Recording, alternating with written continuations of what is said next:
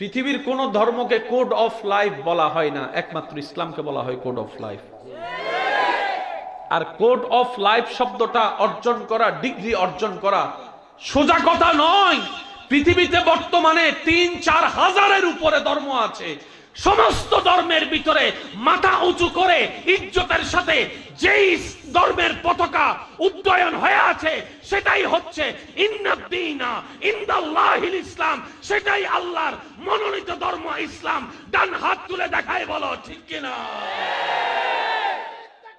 আল্লাহু আকবার।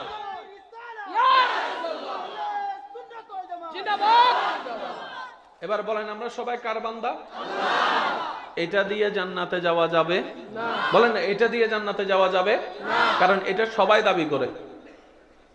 এটা সবাই দাবি করে। আল্লাহ যদি কাউকে বলে এই ও আমার বান্দা, সুবহানাল্লাহ কি কইতেন না? না হয় সুবহানাল্লাহ সব জমাই রাখেন, ঘরে যাইয়ে কইেন। মন খুলে একবার বলেন সুবহানাল্লাহ।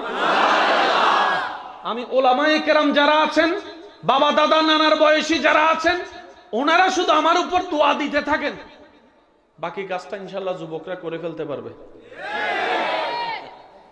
আমি আল্লাহর বান্দা, আমার চাচা আল্লাহর বান্দা, আমার হুজুর আল্লাহর বান্দা। আগে আমাদেরকে দিয়ে বলতেছে যারা আপনারা মাইন্ড না করে, বক্তারা আল্লাহর বান্দা, ইমামরা আল্লাহর বান্দা। আশেক যদি মনোযোগ থাকে সুবহানাল্লাহ বলে বলে নিজের জবান পবিত্র করার চেষ্টা করবেন, পারবেন ইনশাআল্লাহ।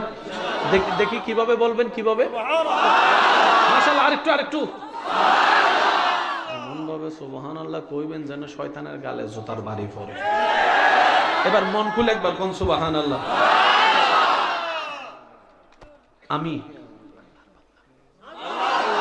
চাচা, হুজুর, ইমাম সাহেব, বক্তাগণ, ডাক্তার বলে আল্লাহর বান্দা, ইঞ্জিনিয়ার বলে আল্লাহর বান্দা, নেতা বলে আল্লাহর বান্দা, কর্মী বলে আল্লাহর বান্দা, প্রধানমন্ত্রী বলে আল্লাহর বান্দা। একটু বুঝে বুঝে বলতে থাকবেন আল্লাহর বান্দা।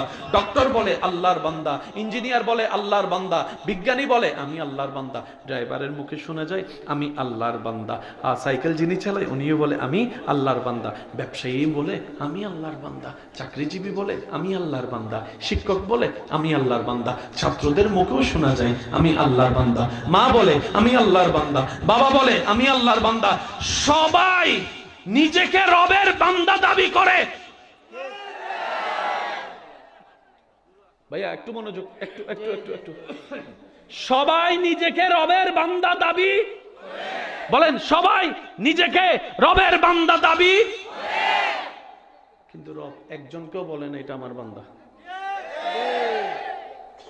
সবাই নিজেকে রবের বান্দা দাবি করে।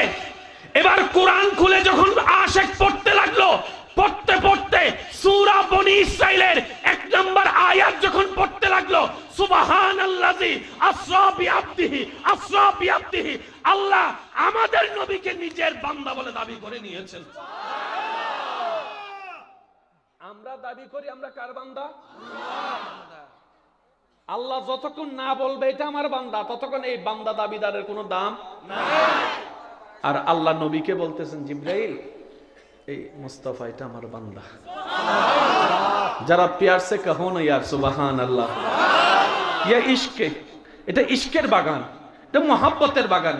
মনে রাখবেন, জেনে রাখবেন, শক্তি দিয়ে, ব্রেন দিয়ে যত দূর পথ না যাওয়া যায়, প্রেমের শক্তি দিয়ে তার চাইতে বেশি দূর যাওয়া যায়।